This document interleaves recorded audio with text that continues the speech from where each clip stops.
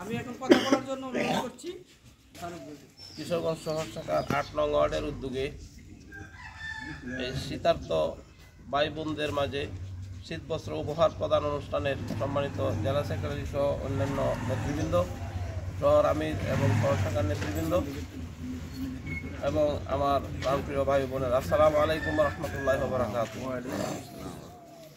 বাংলাদেশ জামাত ইসলামী একটা রাজনৈতিক দল, একটা ইসলামী দল, একটা ইসলামী আন্দোলন। আমরা চাই এই দেশটা কোরআন হাদিস অনুযায়ী চলুক। আপনারা তো চান?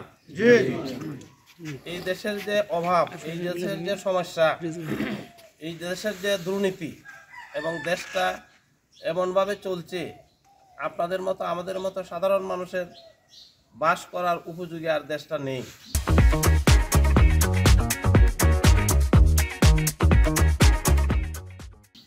লুটপাট করে দেশের টাকা বিদেশে পাচার করা হয়েছে। জনগণের টাকা এখন বিগত 16 বছর আওয়ামী লীগ নামক যে দলটা ক্ষমতায় ছিল, তারা এই বাংলাদেশের টাকা সব লুটপাট করে নিয়ে গেছে। এই টাকার মধ্যে আপনার অংশ আছে, আমার অংশ আছে, ওনার অংশ আছে, সবার অংশ আছে, আমরা হয়তো জানি না। তো এই কারণে তাদের পতন হয়েছে। কি বলেন? তারা এই দেশ থেকে পালাইতে বাধ্য হয়েছে দলের নেত্রী। এখন সামনে আরেকটা নির্বাচন হবে, তখন ভোট হবে, আপনারা ভোট দেবেন, তাই না? আপনার ভোটের যে দাম, বাংলাদেশের প্রেসিডেন্টের ভোটের দাম হতো একই নাকি কম বেশি আছে? এদের ভোটের দাম বেশি, আপনার ভোটের দাম কম, এরকম? তা কিন্তু না।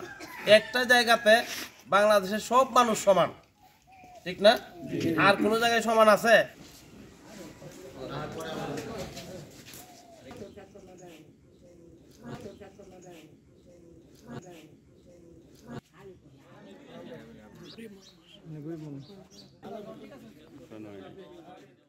সব আমরা